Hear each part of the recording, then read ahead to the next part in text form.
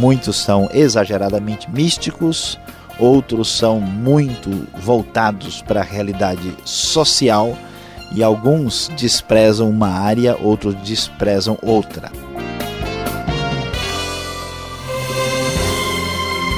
Você já sabe, aqui estamos novamente, esse é o Rota 66, trazendo a série de estudo e investigação.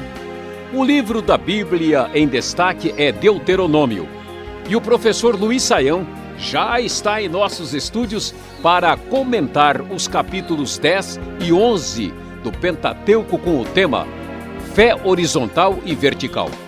Eu sou Beltrão e fico com você nos próximos minutos, onde traremos sobre espiritualidade completa.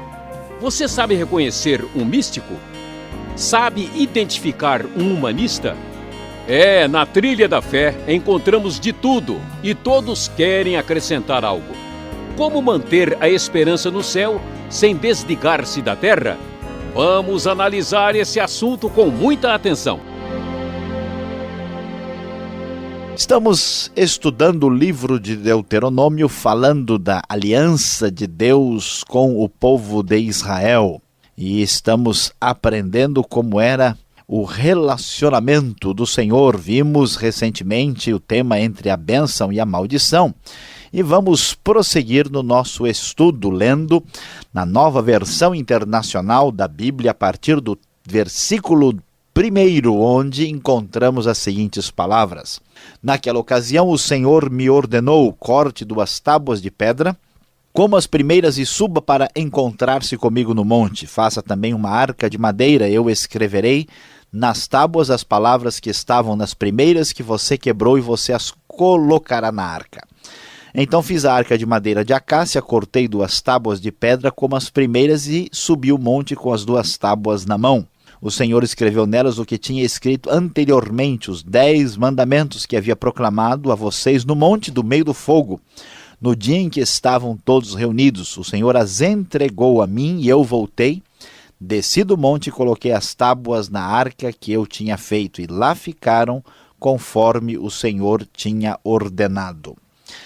O texto começa falando das tábuas da lei. Vamos lembrar que as primeiras tábuas que foram ordenadas por Deus foram feitas e foram destruídas. Deus tinha escrito nas tábuas pelo seu próprio poder, elas foram escritas pelo dedo de Deus e foram quebradas por Moisés quando ele ficou indignado com o pecado do povo no episódio do bezerro de ouro.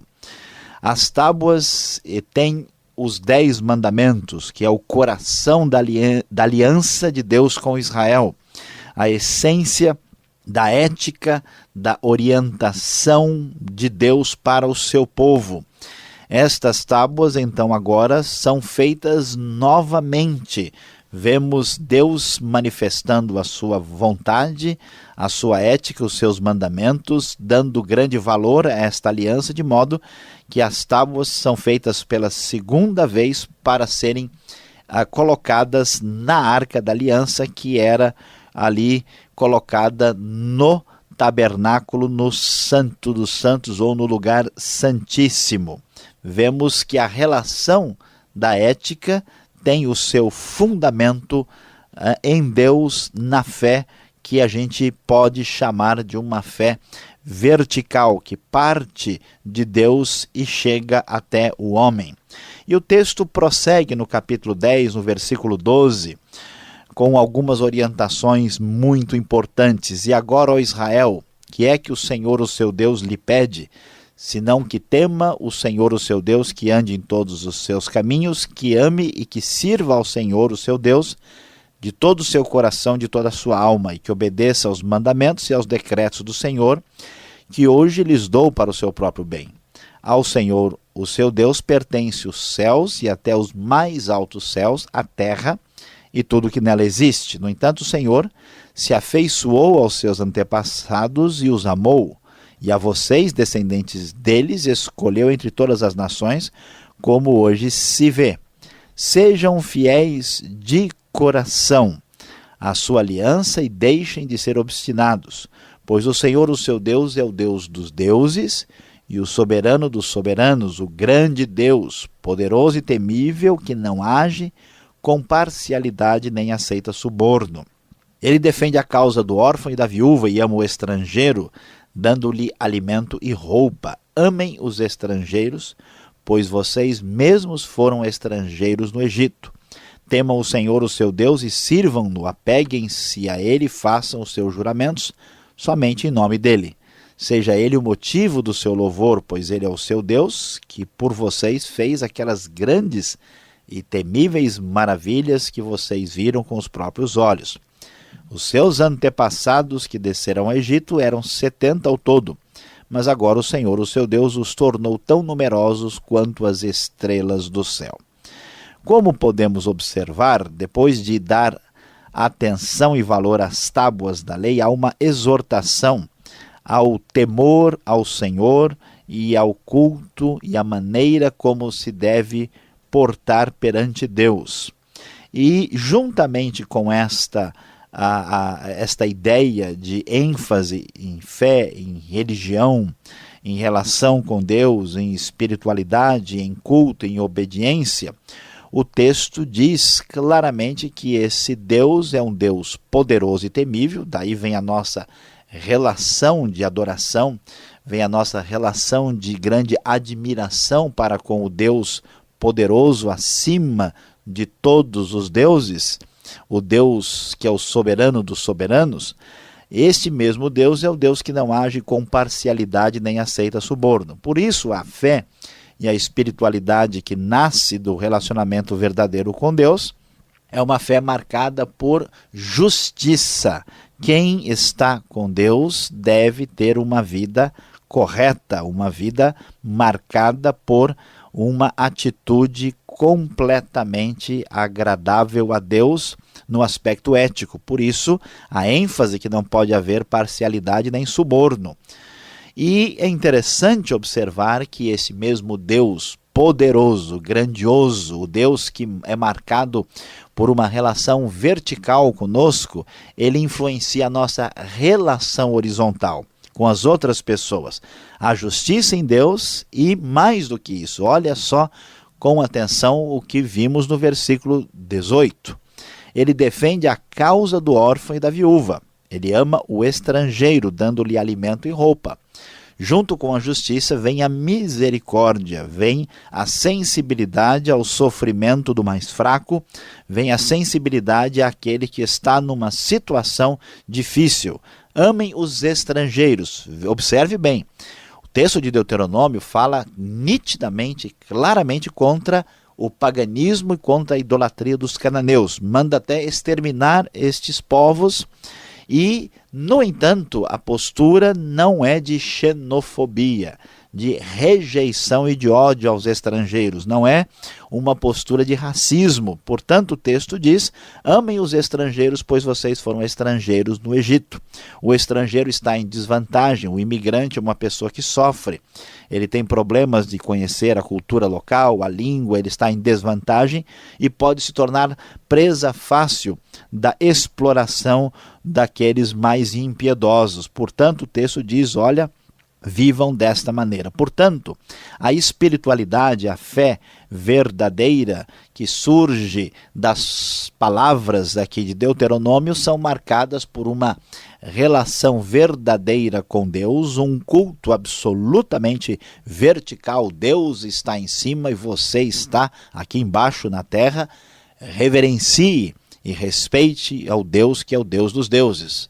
Esta atitude de culto deve ser acompanhada por uma ética que rejeita todo tipo de injustiça e, ao mesmo tempo, com uma sensibilidade para atingir, para alcançar, para se relacionar com aqueles que estão na posição de desfavorecidos. E o capítulo 11 prossegue nessa mesma sintonia, enfatizando que Deus exige a obediência como manifestação verdadeira de culto e de amor para com ele.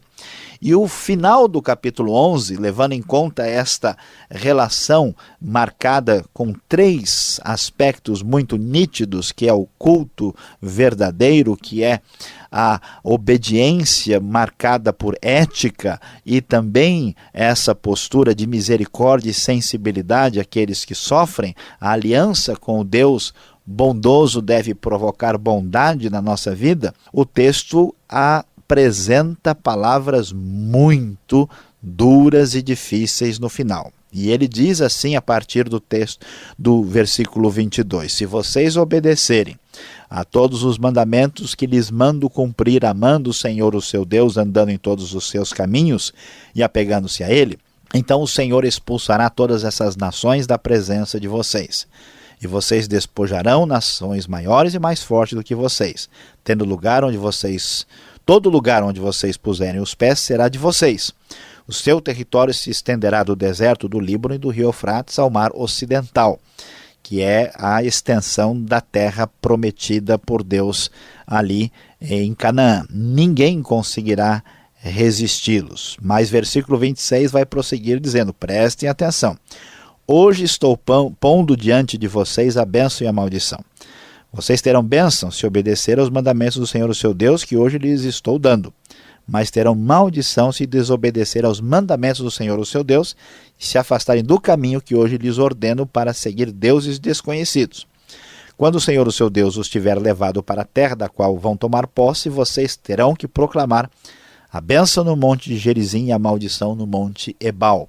Os 2 montes acabam sendo símbolos dessa situação de estar entre a bênção e a maldição. Como sabem, esses montes estão do outro lado do Jordão, a oeste da estrada na direção do poente, perto dos carvalhos de Moré, no território dos cananeus que vivem na Arabá, próximo de Gilgal. Vocês estão a ponto de atravessar o Jordão e de tomar posse da terra que o Senhor, o seu Deus, lhes está dando. Quando vocês a tiverem conquistado e estiverem vivendo nela, tenham o cuidado de obedecer a todos os decretos e ordenanças que hoje estou dando a vocês. A palavra divina é muito clara.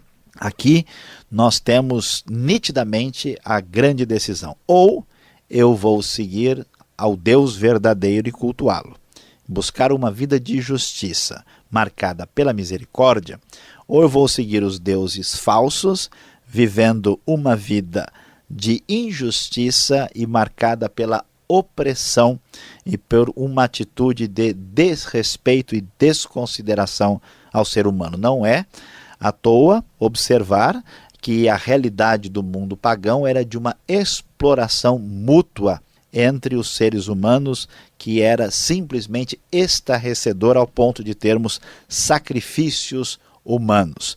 Portanto, a grande verdade está estampada nesses capítulos de Deuteronômio. Fé verdadeira, espiritualidade que agrada a Deus tem que ter 2 linhas muito claras, tanto horizontal como vertical. A verdade é que quem não ama ao seu irmão que pode ver, como diz o apóstolo João, não pode amar a Deus que não pode ver. Portanto, ame a Deus, adore ao Senhor, seja honesto e justo e pratique a misericórdia.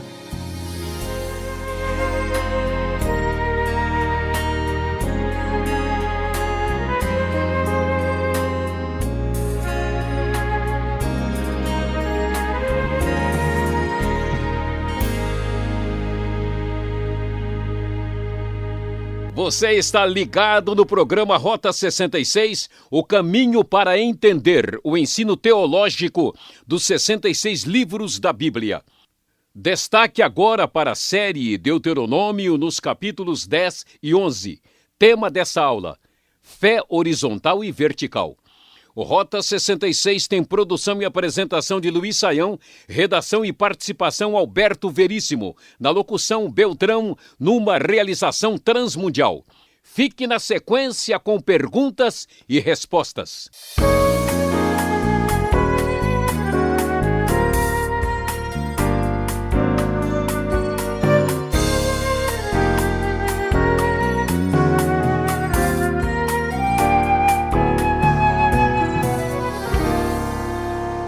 A Ok, agora é a nossa vez, chegando com as perguntas para o professor Luiz Saião em Deuteronômio 10 e 11, que foi o tema da nossa aula. Professor Saião, capítulo 10, verso 16. A pergunta que faremos é a seguinte: circuncidai o coração ou ser fiel de coração, como diz a tradução da NVI? Bom, pastor Alberto, essa expressão que aparece aí no texto, ela literalmente está escrito circuncidar o coração. O problema é que essa expressão, só de ouvir circuncidar, as pessoas não entendem muito. E circuncidar o coração é mais estranho ainda. Alguém pode imaginar até que a pessoa vai fazer uma operação. Uma ponte de safena. Uma ponte de safena. Então, o sentido, a tradução literal não comunica. Por isso a NVI, para traduzir corretamente a ideia, para a pessoa entender, ela coloca ser fiel de coração, que é o sentido. Então, nem toda tradução literal comunica corretamente. Por isso que está desse jeito na nova versão internacional, para o leitor poder de fato entender. Tá certo, o tema da aula é fé horizontal e vertical. Você falou disso o tempo todo. Isso é uma realidade hoje? Como é que a gente faz essa ligação com Deus, né? Olha, a pergunta é muito pertinente pelo seguinte: infelizmente, o que a gente encontra em grande parte hoje é o que a gente chama de um cristianismo polarizado, né? Ou seja, tem gente que está preocupado muito com espiritualidade. Então é buscar a Deus de coração, com disposição, com muita dedicação, mas toda essa espiritualidade não se reflete, por exemplo, em ética. Outras pessoas querem defender ética e justiça social, sem espiritualidade. E há aqueles até que, por exemplo, se preocupam com misericórdia, com os pobres, com os necessitados, com os imigrantes, e desprezam talvez a própria espiritualidade. E o que a gente percebe aqui é uma coisa mais completa, que uma coisa não exclui a outra. Eu acho que devemos aprender muito com esse texto, que enfatiza, né, uma coisa completa. Se você está buscando o Deus verdadeiro, você deve ter uma vida justa e também ser marcado por misericórdia. Nós não devemos, né, polarizar e separar essas virtudes fundamentais da fé. Nada de dicotomia aí. É tricotomia, policotomia, é complicado. Tá certo, é departamentalizar a fé, né? Isso. Mais uma pergunta aqui a respeito do assunto que está agora no versículo 26 do capítulo 11 de Deuteronômio. Por que temos aqui bênção e maldição? Isso é para nós hoje, está valendo, né? Nós corremos o risco de, lógico, todos querem ser abençoados, mas não podemos esquecer, tem outro lado da moeda aqui, a maldição. Isso vale hoje? O que é importante destacar é que é o seguinte: o livro de Deuteronômio está organizado num formato de documento, né? Então, inclusive, assim, a base, o cerne desse documento são os 10 mandamentos que foram colocados nas tábuas da lei. Por isso que algumas pessoas até dizem que havia 2 tábuas, né, a que Deus escreveu e depois a outra que foi feita, porque seria, vamos dizer, a xerox da época, né, a cópia do outro documento desse tratado, desse acordo. E a organização, a ordem desse documento é a seguinte: Deus é o suzerano, Israel é o vassalo. Deus é o principal, Israel é o menor. Deus diz: eu sou o Deus tal, Senhor, eu fiz isso por vocês, e então, portanto, vocês vão me prestar a seguinte obediência. E aí vem o conteúdo do que é exigido. E aí vem as consequências desse contrato. Se vocês forem abençoados, se vocês fizerem tudo, forem obedientes, vocês vão ser abençoados. Se vocês forem desobedientes e quebrarem o contrato que assinaram comigo, então vocês vão ser desobedientes. E para formalizar isso, houve essa cerimônia, que vai ser mais discutida detalhadamente no capítulo 28, né, do Monte Gerizim e do Monte Ebal. Agora, veja bem, isso não significa, esse aqui é o problema, que por causa do texto de Deuteronômio, que cada coisa que a gente faz na vida, a gente vai ter uma bênção e uma maldição imediata na nova aliança. Claro que, de modo geral, que a pessoa que vive obedecendo a Deus e servindo a Deus, tem a sua vida abençoada. Mas veja bem, bênção pode incluir, como nós vimos, tribulação e lutas e dificuldades. E uma pessoa que desobedece a Deus vai ter, né, naturalmente, maldição eterna. Consequências, né? Consequências, mas a gente tem que tomar um cuidado de não assim transportar os montes, né, com pouca fé aí nesse caso, direto de Deuteronômio para qualquer coisa que aconteça na nossa vida. Então é bom ter esse bom senso e não entender o contexto aqui. Senão daqui a pouco tem gente servindo a Deus, vamos colocar assim, por medo, né, de não ser amaldiçoado. Só para não ser amaldiçoado eu vou fazer alguma coisa aqui. Exatamente. Agora, para terminarmos a nossa participação aqui com a pergunta, o verso 24 fala: todo lugar que vocês puserem o vosso pé, tenho dado para ti, será seu.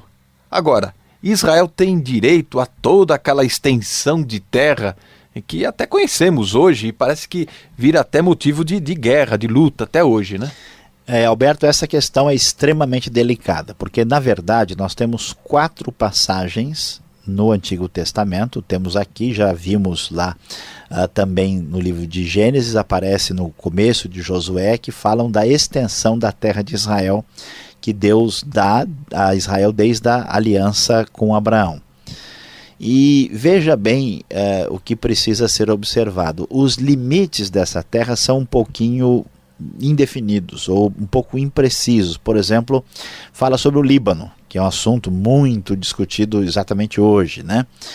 A gente não tem os detalhes da extensão do Líbano. Até o texto principal que diz isso, ele fala no hebraico desde este Líbano. Dá a impressão, segundo alguns estudiosos, que o autor está falando de cima do monte, vendo o Líbano, né, dizendo que é do Líbano para baixo. A possibilidade é grande porque quando o império chegou no auge, no tempo de Davi e Salomão, o Líbano não foi incluído. Hoje o domínio do Líbano no território de Israel. A principal área do Líbano ficou fora, como a cidade de Biblos, Tiro, ficou lá para cima.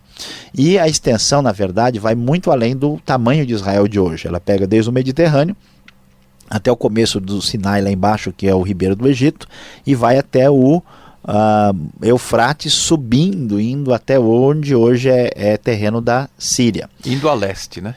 Exatamente, indo na região para o leste, mais leste para o norte, região nordeste. Esta dimensão da terra, ela se cumpriu no território dado na época de Davi e Salomão. Então a primeira pergunta que precisa ser levantada é se esses limites da terra envolveram um cumprimento que já aconteceu no tempo bíblico ou se isso é uma exigência que deve se esperar hoje. Então, isso está em aberto na interpretação bíblica. A discussão de muitos estudiosos é que, como Deus fez a aliança que envolve a terra perpetuamente dada a Israel, que isso vai se cumprir. Alguns estudiosos de escatologia entendem que isso vai acontecer no momento muito futuro, ainda na ocasião daquilo que é chamado de milênio, né? E então a grande verdade é que no texto bíblico isso não está totalmente definido. Nós não temos assim certeza absoluta do tamanho dessa extensão da terra, por exemplo, ir até o Mediterrâneo, o Eufrates, né? Isso pode envolver lugares diferentes. Nós não podemos ter certeza e segurança absoluta se isso é uma coisa que já se cumpriu e, portanto, não tem relação com a nossa época.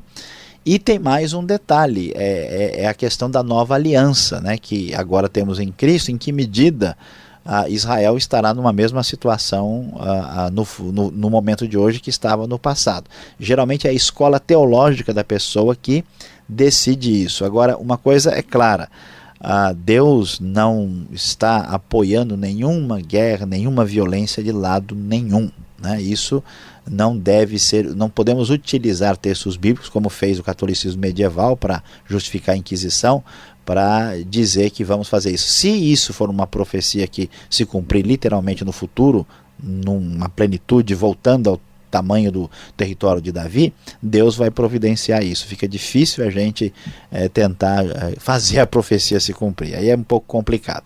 Então aí isso está o resumo de uma questão tão delicada como essa. Tá certo, vamos lendo a Bíblia e aprendendo mais um pouco. E você, segura aí, vem agora a aplicação do estudo de hoje para você.